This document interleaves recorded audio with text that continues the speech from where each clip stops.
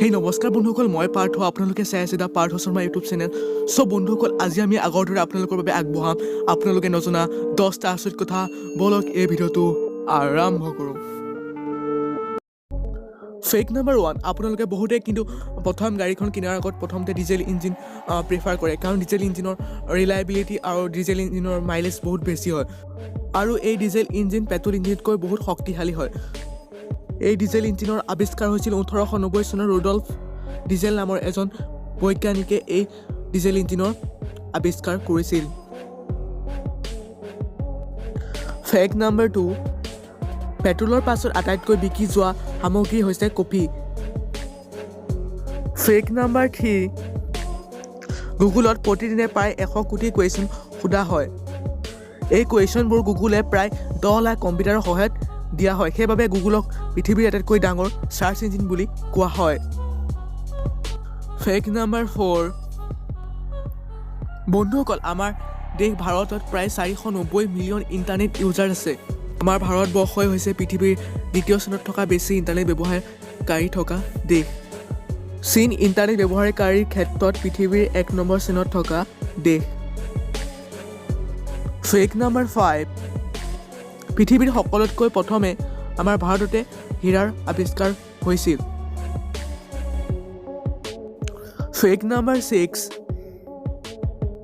পৃথিৱীৰ আটাইতকৈ বেছি বিকি যোৱা গাড়ী কোম্পানীটো হৈছে ভক্সৱাগেন।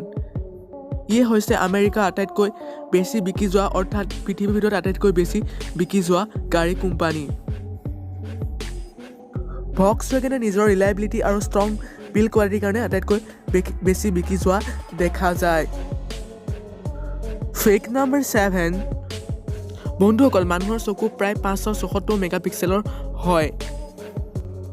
এইটোৱে হৈছে পৃথিৱীৰ আটাইতকৈ ডাঙৰ কেমেৰা, অৰ্থাৎ মানুহৰ চকু। ফেক নাম্বাৰ 8, বন্ধুসকল, আইচলেণ্ডত কুকুৰ পোহাটো আইনমতে দণ্ডনীয়। ফেক নাম্বাৰ 9, বিজ্ঞানিকৰ দ্বাৰা সমীক্ষাত পোৱা গ'ল যে এটা জেঠীৰ হৃদয়ে প্ৰায় 1 মিনিটত প্ৰায় 1000 বাৰ লৰচৰ কৰে।